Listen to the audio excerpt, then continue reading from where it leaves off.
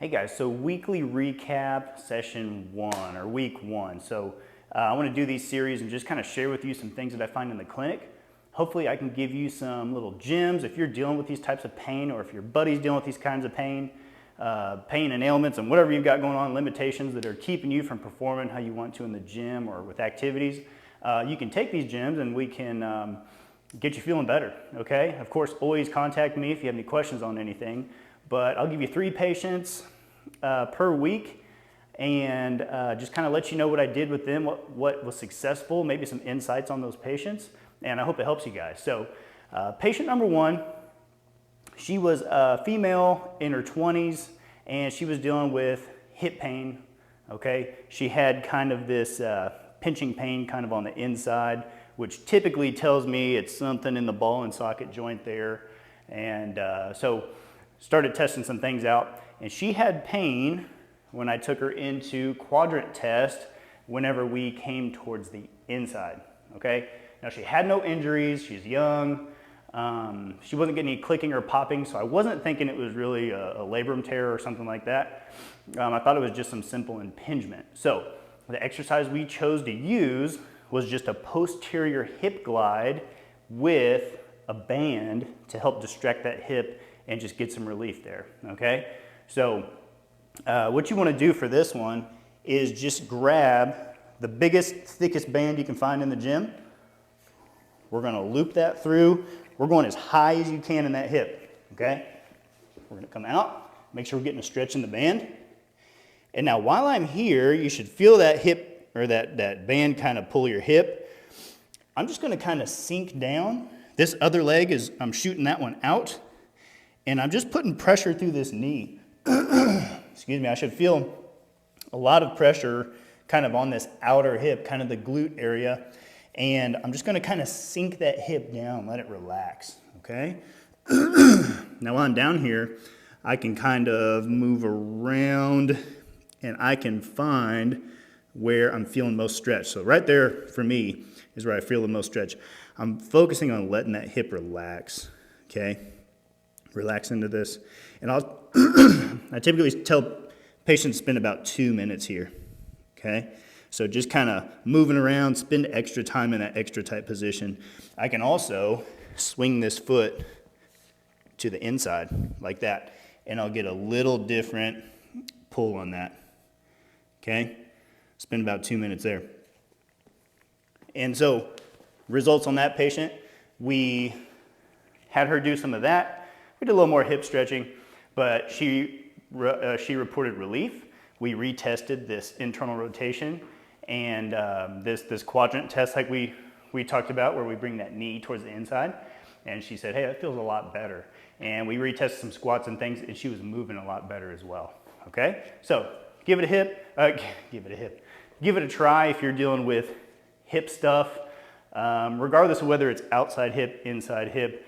That's just one of my favorite ones to kind of warm up with and give you some relief on the hip, okay? So, all right, so patient number 2, male, also in his 20s. He was having some actual low back pain and one-sided hip pain as well. I'm surprised it wasn't both hips because he was super tight. So what I noticed was, well, I said, okay, let's look at a squat. Let's see what that looks like for you. So he squatted down, and he shoved those knees really far out, and he was hitting a block right here where he said, hey, I can't move any further. Let me move this camera over real quick.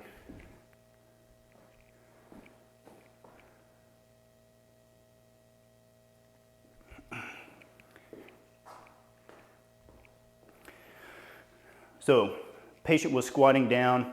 He was hitting a block before he got to parallel, and he was shoving those knees really far out, which is kind of interesting because typically we notice people have trouble with caving their knees in. They tend to cave their knees in. It's because they're losing control. And that cued me really quickly to notice, I bet this guy has no hip internal rotation, okay? Sure enough, that was it. Laid him down on the table, tested hip internal rotation, and he had nothing. He had 0. He couldn't move into this nice external rotation that we're supposed to have. We should have 30 degrees, okay, or more. So was not achieving that. So I gave him hip 90-90 stretch. So we get down here on the ground. We're gonna go 90-degree angle with this knee, 90-degree angle with this one. So this is a good opportunity to work kind of two different things. This is obviously working external rotation, but since we're down here, we might as well hit it as well. So we're leaning forward into this kind of pigeon stretch. We're gonna spend 5 seconds here, and then we're gonna rock back on this back hip, and it's not real comfortable, okay?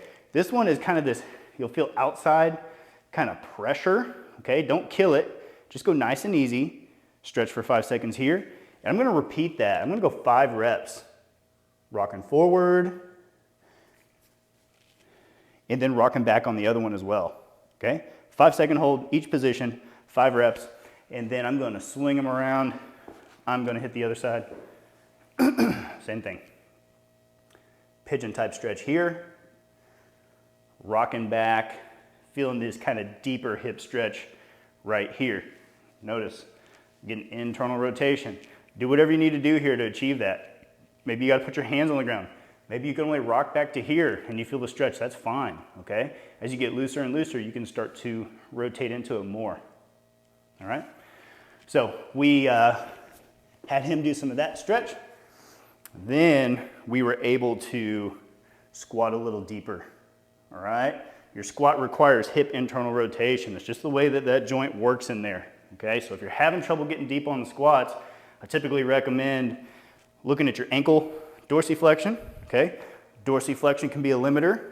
We need that to go down. Then we also need that hip internal rotation. So he actually had relief with both back pain and hip pain, which was great, okay? And then he was functioning better. He was a guy who wanted to lift, so we got back and did some squats and he felt good. Obviously this isn't a magical fix. You're not gonna fix it in one session, but I'm just gonna have him go home, drill it, do it over and over again every day, 3 times a day, get those hips loosened up. And we should see him probably, because he's so young, he should improve in the next 2 weeks and really be able to get down deeper and deeper into that squat. So good results there. All right, in our third case for the week, actually in our athlete division with movement medicine, we had 2 baseball players who were dealing with shoulder pain. Okay, so high velocity throwers, they're really strong, tested strength, they had no strength deficits anywhere. And so noticed their main thing was they were missing internal rotation, okay? It's typical with baseball players to have a whole lot of external rotation, not very much internal rotation. I will caution you, we did stretch internal rotation. I'll show you how to do that. But I do want to caution you, we don't want to overstretch baseball players.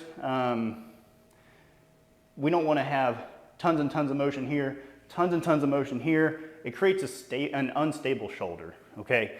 So if you know the measurements and things, have at it. In this case, it did provide relief for these athletes. They had some capsule tightness in the shoulder, and so this is what it took to really get them feeling better. So the 2 stretches we used were 1, banded bully. So we're gonna put the band up high, reach through, grab with an underhand grip, rotate around so my shoulder is being stretched into extension, and then I'm tucking that arm behind my back, okay? I can kind of ease back out for more stretch. I want to make sure that this shoulder doesn't crash forward and round out. This isn't very conducive to getting a nice stretch, so I want to kind of pinch that shoulder blade back, okay, and get a nice stretch here. I would recommend doing a couple minutes here, okay? Accumulate time. I might hold for 10 seconds, depending on how your athlete's feeling. 10-second hold, ease off, 10-second hold, okay?